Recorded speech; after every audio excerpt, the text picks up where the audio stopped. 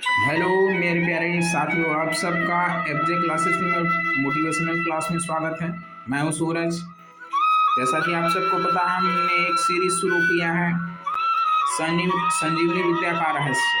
हम उसी भाग के लिए पढ़ रहे हैं। हमने इससे पहले 3 पार्ट पढ़ लिया है, यानी हमने 2 पार्ट कवर किया है, तीसरे पार्ट के लिए पढ़ रहे हैं। आप सबको ये बेहद पसंद भी आ रहा है। हम उस ज्ञान की बात कर रहे हैं जो हमारे ज्ञान चक्षु को खोलेगा। वैसे तो इस संसार में बहुत सी जानकारियां हैं, बट हमें वो ज्ञान मिल रहा हो, विद्या की बातें मिल रही हैं जो हमें आंतरिक मजबूती देती हैं, साहस देती हैं और हमारे भीतर आत्मबल, उत्साह वर्धन करती हैं। ये सब ज्ञान की बातें आप सब लोग सुने और दूसरों को भी शेयर करें, जिससे उनके मन में उत्साह जगे और वो नया कदम बढ़ा पाए। और ये हम जो आपको पुस्तक पढ़ा रहे हैं, हर किसी के लिए बेहद ज़रूरी है जानना। चाहे वो स्टूडेंट हो, चाहे ना हो, चाहे पढ़ा लिखा हो, चाहे ना हो, चाहे महिला हो, पुरुष हो, बच्चा हो, छोटे भाई बहन हो, सबको जानना जरूरी है सब बातें। तो हमने पार्ट 2 तक पढ़ लिया। आज हम पार्ट 3 में क्या क्या पढ़ेंगे, तो वो हम बातें आपसे करने जा रहे हैं। जो पहला हमें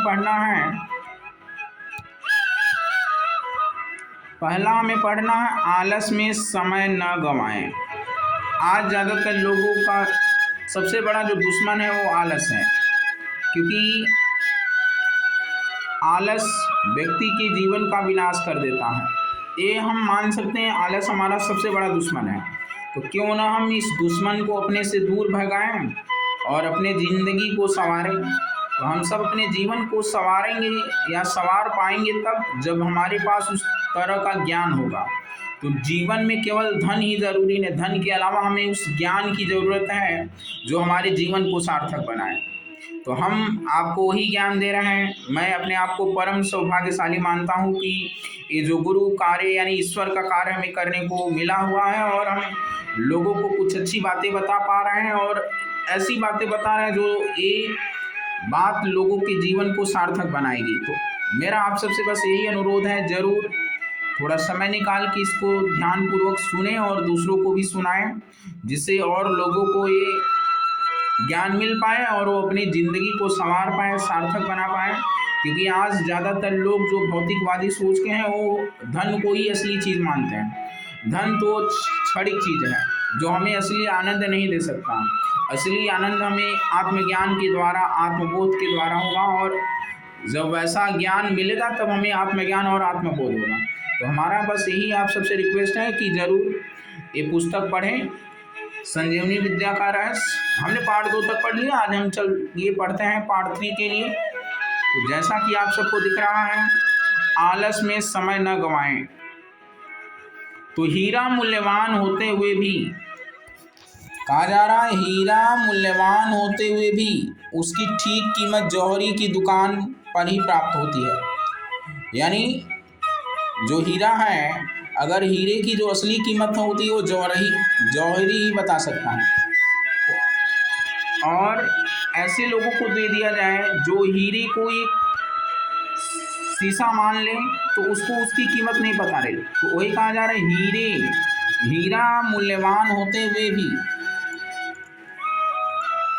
उसकी कीमत जौहरी की दुकान पर ही प्राप्त होती है। आगे कहा जा रहा है, बच्चों के खेल खिलौनों में वह कांच के टुकड़े की तरह ही पड़ा रह सकता है, पर उसका कोई गौरव और महत्व वहाँ प्रकट नहीं होता है। तो यानी कहा जा रहा है, जो बात समझनी है हमें, हीरा मूल्यवान होते हुए भी उसकी ठीक कीमत हमें कहाँ मिलती है? जौहरी की दुकान पर ही प्राप्त होती है।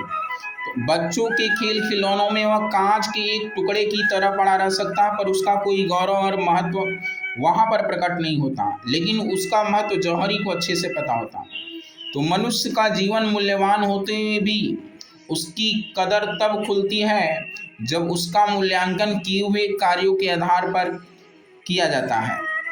तो हम सब उस हीरे की तरह अपने इस मनुष्य जीवन का मूल्य समझें। तो ये कहा जा रहा है कदर तब खुलती है जब उसका मूल्यांकन किए हुए कार्यों के आधार पर किया जाता है। किसी प्रकार दिन काट लेना और सांसें पूरी कर लेना एक बात है, यदि जीवन का पूरा लाभ उठा ले तो दूसरी बात है। जिसे अपना जीवन व्यर्थ नहीं गंवाना है, भार की तरह नहीं जीना है, जिंदगी का बोझ किसी प्रकार ढोते ही रहना नहीं है, उसे यह प्रयत्न करना होता है कि मानव जीवन के बहुमूल्य क्षणों को समुचित सदुपयोग कर लिया जाए। तो आज ज़्यादातर ऐसे ही लोग हैं जो बस किसी प्रकार दिन काट लेना, सांसें पूरी कर लेना ही समझते हैं। तो उन लोगों के लिए तो हम नहीं कहेंगे, लेकिन जिनको इस तरह से नहीं करना वो जरूर इस सब बातों पर ध्यान दें। आइए हम अगला पढ़ते हैं। अगला है तेजी और चमक का माध्यम। अगला पार्ट है पार्ट 3 का ही, तेजी और चमक का माध्यम क्या होता है। तो हथियारों की धार तब तेज होती है जब सान के पत्थर पर घिसकर उन पर धार की जाती है। तो जैसे हम लोग जानते हैं जो भी हथियार होते हैं उन पर धार दिया जाता है, तब वो अच्छे से घिसकर धार आती है। तो वही कहा जा रहा है हथियार की धार तब तेज होती है जब सान के पत्थर पर घिसकर उन पर धार की जाती है। तो रगड़ के बिना चमक नहीं आती है। ऐसे हमारा जीवन है, जो जिंदगी में संघर्ष नहीं करेगा, जो रगड़ नहीं खाएगा, तो उसके जीवन में कोई चमक नहीं आएगा। आज ज़्यादातर ऐसे लोग हैं जो धार तो चाहते हैं बट वो घिसना नहीं चाहते हैं, संघर्ष नहीं करना चाहते, जीवन में लड़ना नहीं चाहते हैं, कठिनाइयों का सामना नहीं करना चाहते हैं। तो ऐसे लोगों का जीवन चमक नहीं पाएगा। जैसे तो रगड़ के बिना चमक नहीं आती है। तो मैले कुचैले बर्तनों को मिट्टी से मांजकर स्वच्छ और चमकदार बनाया जाता है। हम सब देखे हैं जब बर्तन मैले या कुचैले होते तो बर्तनों को मिट्टी से मांजकर स्वच्छ और चमकदार बनाया जाता है। मनुष्य का जीवन भी, हम सब उस बर्तन की तुलना अपने मनुष्य जीवन से कर रहे हैं। मनुष्य का जीवन भी परिश्रम की धार धरने से ही चमकदार बनता है। यानी ये जो मनुष्य जीवन, इसको हमें चमकदार बनाना है तो हमें परिश्रम की धार धरने से ही होगा। लोहे के मामूली टुकड़े खराद पर खरादे जाने से बहुमूल्य उपयोगी पुर्जे बन जाते हैं, जो किसी मशीन के अंग बनकर बहुत उपयोगी सिद्ध होते हैं। तो हम सब मनुष्य जीवन में भी संघर्ष करें, परिश्रम की धार पर चढ़ें, जिससे हम भी उस लायक बन पाए, जीवन में चमक पैदा हो हमारे और चमकदार बन पाए। तो हम जीवन में संघर्ष जरूर करें। आगे लिखा है उपयोगी सिद्ध होते हैं। तो मनुष्य जीवन लोहे का टुकड़ा कहा जाए तो परिश्रम को खराद माना जा सकता है। जो जितना परिश्रमी है वह उतना ही अपने जीवन को सार्थक बना लेता है। तो हम सब अपने जीवन में परिश्रम के महत्व को समझें। हम जितने परिश्रमी होंगे हम अपने जीवन को उतना ही सार्थक बनाएंगे। आजकल ज़्यादातर लोग परिश्रम से भागते हैं और अपने जीवन को सार्थक बनाने की बात सोचते हैं। तो कहीं ना कहीं ये गलत सोच है हमारी। अगर हम परिश्रम से भागते हैं तो हमारा जीवन कहीं ना कहीं निरर्थक होगा। धन कमा लेना अलग बात है, जीवन को सार्थक बना लेना अलग बात है। तो हम जीवन को सार्थक बनाने की सोचे।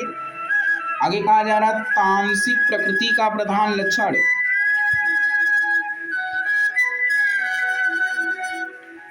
क्रोध नहीं आलस है। तो हमारा जो तामसिक प्रकृति का प्रधान लक्षण जो है क्रोध नहीं बल्कि आलस है। क्रोध की हानियों को लोग प्रत्यक्ष देखते हैं, इसलिए क्रोधी को तमोगुणी कहते हैं। यानी जो क्रोधी स्वभाव के व्यक्ति होते हैं उनको हमें तमोगुणी समझना चाहिए।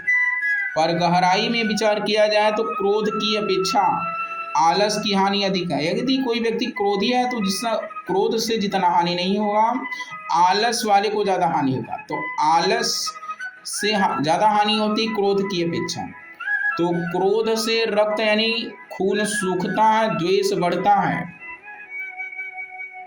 और क्या कहा जा रहा है, अस्त व्यस्तता उत्पन्न होती है। यदि अनेक हानियां हैं पर सजीवता बने रहने का उपयोग तो उसमें भी है, किंतु आलस में तो वह भी नहीं है। जिसे श्रम से अरुचि है वह तो एक प्रकार का मुर्दा ही कहा जाएगा। यानी जो मेहनत में इंटरेस्ट नहीं लेता, तो उनको एक तरह का सांसें भले चल रही हो, चल फिर भले रहा हो, लेकिन हमें उन्हें मुर्दा ही समझना चाहिए। जीवन के चिन्ह है प्रेरणा, स्फूर्ति, उत्साह, लगन, प्रसन्नता आदि। जिसमें यह तत्व घट गए हैं, काम करने की बात सुनकर जिसका जी दुखी होता है, यानी जिसको काम कोई करने के लिए कहा जाए तो उसका जी दुखी हो जाता है, और जिसे पड़े रहना और किसी प्रकार वक्त गुजारते रहना प्रिय है, उस आलसी को जीवित मृत ही कहा जाएगा। तो कितनी अच्छी बात बताई जा रही है, हम सब इस बात को समझें। आगे कहा जा रहा है समय काटा न जाए, समय को काटा न जाए, ऐसे ही व्यर्थ में हम न बिताएं अपने समय को, कुछ अच्छा काम करें जिससे समाज का भी भला हो, अपना भी भला हो। तो आगे देखते हैं हम लोग, समय काटा ना जाए, यो कहा जा रहा है, यूं समय काटने के लिए निकम्मे और निठल्ले आदमी भी कुछ न कुछ काम निकाल ही लेते हैं। तो अगर देखा जाए तो जो निकम्मे और निठल्ले होते हैं, यानी जो धन का उपार्जन नहीं करते हैं और जो दिन भर बैठे रहते घर पर, वो भी अपने समय को व्यतीत करने के लिए कुछ न कुछ काम निकालते हैं। जैसे गप्पे हाँकने, मटर गश्ती करने, ताश खेलने, सिनेमा देखने, बेकार काम में चौधरी बनने, बेकारों के काम में चौधरी बनते हैं। निठल्ले जो निकम्मे होते हैं, दूसरों के कामों में अकारण टांग अड़ाते हैं। यारबाजी की आदतें आलसी लोगों में पाई जाती हैं। उन्हीं के जैसे अन्य निठल्ले लोग चौकड़ी जमाकर बैठ जाते हैं, और भी एक तरह के निठल्ले होते हैं जो ये सब तो नहीं करते हैं, बट चौकड़ी जमाकर बैठ जाते हैं और यारबाजी के शगुल चलने लगते हैं। उस चौकड़ी में प्रेम, सिद्धांत, कार्यक्रम एवं कारण का कोई आधार तो होता नहीं, बस समय काटने के लिए चौकड़ी बैठ जाती है। आगे कहा जा रहा है,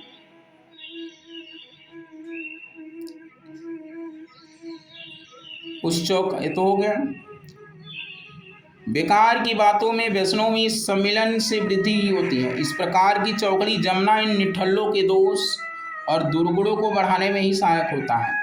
तो आज ज़्यादातर ऐसे ही तरह के लोग हैं जो अपने समय को व्यर्थ में गंवाते हैं। दो तरह के लोग हैं, कुछ तो चौकड़ी जमा करते हैं और कुछ मटर गश्ती करते हैं, ताश खेलते हैं और भी बाकी कामों में व्यस्त रहते हैं, चौधरी बनते हैं। और आगे कहा जा रहा है, बेकारी अर्थात बर्बादी, पार्ट 3 का ही पार्ट है ये।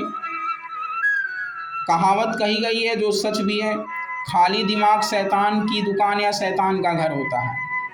अगर हम खाली बैठे रहते तो कहीं ना कहीं हमारे दिमाग में शैतान की बातें ही, शैतानी की हरकतें ही आती हैं, और हम जो मन में वही विचार आते हैं और वैसा ही हम करने का प्रयास भी करते हैं।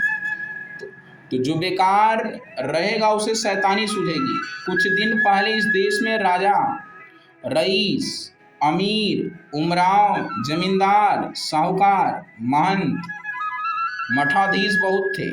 यानी अगर हम बहुत समय पहले की बात करें तो हमारे देश में राजा होते थे, रईस होते थे, अमीर जो आज भी हैं, उमराव, जमींदार, साहूकार, महंत, मठाधीश बहुत थे। उनके पास आमदनी बहुत थी और नौकर चाकरों के बलबूते पर उनका व्यापार चलता रहता था। काम का कोई उत्तरदायित्व सिर पर न होने से उनके पास बहुत समय बचता था, यानी उनके ऊपर कोई काम की जिम्मेदारियां नहीं होती थी, जिसके कारण उनके पास बहुत समय बचता था। इस बचे हुए समय का उपयोग आम तौर पर वे खुराफातों में करते थे। बहुत कम लोग इन वर्गों में ऐसे थे जो अपने समय को किसी मूल्यवान कार्य में लगाते थे, लेकिन ज़्यादातर लोग अमूल्यवान कार्यों में लगाते थे। अब यह वर्ग घट रहे हैं, परिस्थितियों ने उन्हें श्रम, यानी अब ये धीरे धीरे वर्ग कम हो रहा है जो बिना परिश्रम का ही जीवन बिताना चाहता। अब परिस्थितियां ऐसी बन रही कि हर किसी को श्रम करना पड़ेगा, तो परिस्थितियों ने उन्हें श्रम करने और सुधरने के लिए विवश किया है। यह व्यवस्था उपयोगी भी है और आवश्यक भी। बेकारी की समस्या इसलिए खतरनाक नहीं मानी जाती कि उन दिनों आदमी कमाता नहीं, वरन मुख्यतः इसलिए उसे भयंकर मानते हैं कि बेकार आदमी को उत्पात ही सूझेंगे। बुरे विचार उसके मस्तिष्क में उठेंगे और वह बुरे कामों की ओर क्या होगा, अग्रसर होगा। तो बुराई की आज चारों ओर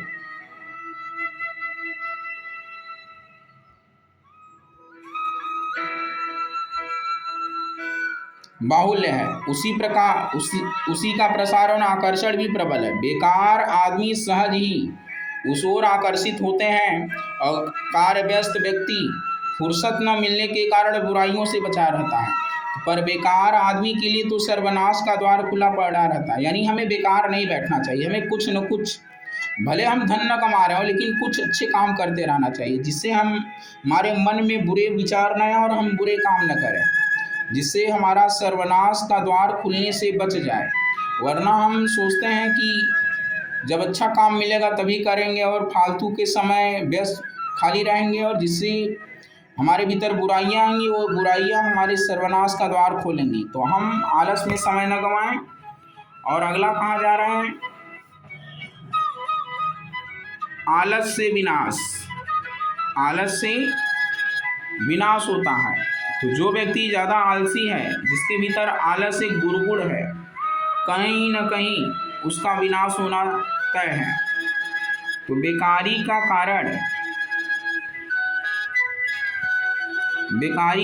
कारण सदा काम का भाव ही नहीं, बहुधा आलस भी होता है। हम लोग देखते हैं कि बहुत से ऐसे लोग हैं जिनके पास काम तो है, बट वो आलसवश करना ही नहीं चाहते हैं। तो नौकरी के लिए दर दर ठोकरें खाते फिरने वालों में से अधिकांश वे होते हैं जो ऊंची आमदनी की, कुर्सी पंखे की, बिना मेहनत की नौकरी चाहते हैं। आज हम लोग देखते हैं कि ज़्यादातर जो नौकरी की चाहत रखते हैं उनको बाबू बनना है। तो बाबू बनने के लिए वो दर दर ठोकरें खाते फिरने वाले जो लोग हैं, अधिकांश वे होते हैं जो ऊंची आमदनी चाहते हैं। वो कम पैसे में काम नहीं करना चाहते और काम ऐसी जगह करना चाहते हैं जहाँ पर कार्यस्थल, कुर्सी, पंखा सब हो। बिना मेहनत की नौकरी चाहते हैं। श्रम करने में जिनका जी दुखता है, मेहनत मजदूरी से जिन्हें अपनी शान और इज्जत घटती मालूम पड़ती है। तो आज ज़्यादातर वर्ग ऐसा ही जो ऐसा काम नौकरी चाहता है जिसमें मेहनत न करना पड़े, क्योंकि उनको लगता है अगर हमारी नौकरी मेहनत वाली रहेगी तो हमारी शान और इज्जत घट जाएगी। और हमारे समाज में ये बहुत बुरा है जो ये माना जाता है कि कोई व्यक्ति बैठ कर ही कमा रहा है और ज़्यादा कमा रहा है तो बहुत अच्छा, जो मेहनत करके कमा रहा है वो अच्छा नहीं है। खैर ये बहुत बड़ा दुर्गुण है हमारे समाज का। लेकिन घाटे में मेहनत करने वाला नहीं होता है, जो कुर्सी पर बैठने वाला वो घाटे में होता है। तो आगे हम लोग देखते हैं, तो मेहनत मजदूरी से जिन्हें अपनी शान और इज्जत घटती मालूम पड़ती है उनके लिए बाबूगिरी की नौकरियां मिलना मुश्किल हो सकती है, पर परिश्रम करने वालों के लिए काम की कहीं कमी नहीं है। तो जो लोग रोना रोते हैं कि काम की कमी है, लेकिन असल में देखा जाए तो जो लोग मेहनत करना चाहते हैं, बाबू नहीं बनना चाहते हैं, उनके लिए काम की कमी नहीं है। और आगे हम लोग देखते हैं, तो काम की कमी उनके लिए नहीं है जो परिश्रम करना चाहते हैं। ज़्यादा पैसे का नहीं, बड़ा न सही पर आदमी को हर जगह काम मिल सकता, बहुत न सही थोड़ा तो वह कमा ही सकता। थोड़ी भी कमाई न हो तो समय की बेकारी तो किसी काम में लगे रहने से बच जाती है। खुराफात में मन दौड़ाने का अवसर नहीं मिलता, यह भी क्या कुछ कम लाभ है? ये भी बहुत अच्छी बात है। लेकिन आजकल देखा जाता है लोग भले 4-5 साल अच्छी नौकरी के लिए गंवा देते हैं, वो उनको छोटे मोटे काम मिलते भी हैं तो करना ही नहीं चाहते हैं, क्योंकि बाबू के अलावा और वो जीवन में कुछ बनना नहीं। बाबू बनने का ख्वाब छोड़कर अगर जो मिल रहा है तो उसको ज़रूर करना चाहिए। आगे कहा जा रहा है, बहुत अच्छी बात कही जा रही है। पुरानी कहावत है, कुछ न कुछ किया कर, कुछ न हो तो पजामा उधेड़ कर सिया कर। बेकारी का वक्त बेकार बातों में गंवाने की अपेक्षा यह अच्छा है कि पजामा उधेड़ने और सीने की कला का अभ्यास होता रहे, उस कार्य में हाथ सध जाए। तो पाकिस्तान के बंटवारे के समय लाखों पंजाबी सिंधी बेघर बार हुए, वे देश के विभिन्न भागों में फैले और बसे। उनके पास तत्काल कोई काम न था, पर उन्होंने अपनी सूझबूझ और उद्योगशीलता के आधार पर हर जगह काम प्राप्त कर लिया। आरंभ छोटे से किया, पीछे अपनी मेहनत और बुद्धिमत्ता के आधार पर अच्छी स्थिति प्राप्त कर ली। न तो उन्होंने किसी के आगे हाथ पसारा और न ही कहीं नौकरी के लिए वो ठोकरें खाए उन्होंने ठोकरें खाई।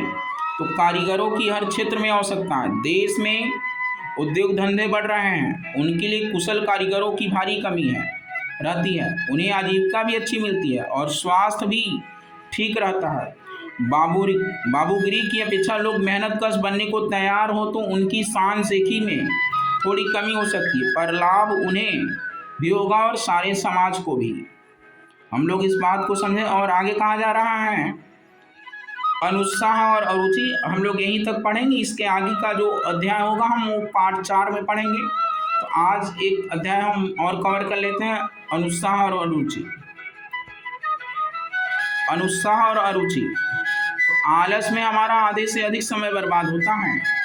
अनुत्साह और अरुचि पूर्वक किया हुआ कोई भी काम दूना समय लेता है। यानी हम अनुत्साह और अरुचि पूर्वक कोई भी काम करते हैं तो उस काम को करने में दोगुना समय लग जाता है और परिणाम में आधा अधूरा हो पाता है।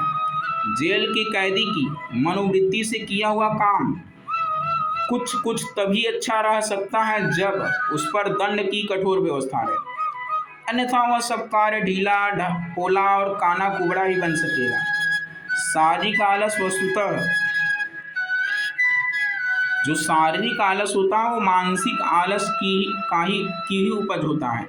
जो लोग खिचखिच करते तो सारे दिन हैं, पर कार्य का परिणाम जरा सा दिखाई देता है, उन्हें अनुत्साही और आलसी ही कहा जाएगा। कितने ही लोग बहुत काम होने और फुर्सत न मिलने का रोना रोया करते हैं कि हमारे पास तो बहुत काम, फुर्सत ही नहीं है। वस्तुतः उन्हें काम की ठीक व्यवस्था नहीं आती। यदि समय का ठीक विभाग करके बंटवारा करके उचित समय में उचित कार्य किया जाए तो अब की अपेक्षा हम दूना चौगुना काम कर सकते हैं। विश्व के श्रम संगठन की रिपोर्ट है कि भारतीय मजदूर की अपेक्षा अमेरिकी मजदूर प्रायः 3.5 गुना अधिक काम करता है। ये विश्व श्रम संगठन की रिपोर्ट कहती कि जो भारतीय मजदूर है वो अमेरिकी मजदूर की यानी अमेरिका के मजदूर भारतीय मजदूरों की अपेक्षा 3.5 गुना अधिक काम करता है। पूरे परिश्रम से काम करने पर परिणाम भी अधिक होता है और उसका लाभ श्रमिक और कराने वाले दोनों को ही मिलता है। आगे हम पढ़ते हैं, काम की गति मंद कर देने में तो दोनों को ही हानि होती है। तो हम लोग आज यहीं तक पढ़ते हैं। हम लोग बहुत अच्छी बातें पढ़े हैं जो कहीं ना कहीं हम सबके जीवन को बातें प्रभावित करेंगी और हमें अच्छे मार्ग की ओर बढ़ाएंगी। और हम लोग सबसे जो इसका निष्कर्ष निकल रहा है कि आलस इंसान का सबसे बड़ा शत्रु है जो विनाश का द्वार खोलता है। तो हम लोग आलस से बचें। आलस एक दुर्गुण है जो हर किसी को परेशान करता है, लेकिन हम खाली ना बैठें, कुछ ना कुछ करते रहें तो वो खुद ही ऐसा समय आएगा आलस छोड़कर चला जाएगा। ठीक है, तो हम लोग आज यहीं तक पढ़ते हैं। मिलते हैं नेक्स्ट वीडियो में, तब तक के लिए आप सबको धन्यवाद।